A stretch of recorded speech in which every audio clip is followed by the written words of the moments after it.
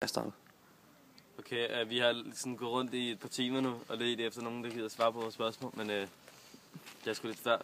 Men altså, jeg tror de fleste de var sådan lidt, så gik de sådan 3 meter udenom os, fordi vi var lidt for hardcore, ikke? Og så var der nogen, der ikke havde filmet og sådan noget, de der svært. Og så var der dem, som der bare ikke kunne finde at svare på spørgsmål, altså. De var det var sådan, det ved jeg ikke. Men så var der også alle dem, der var enige. Dem, der faktisk svarede på det, lige forstod det sidst.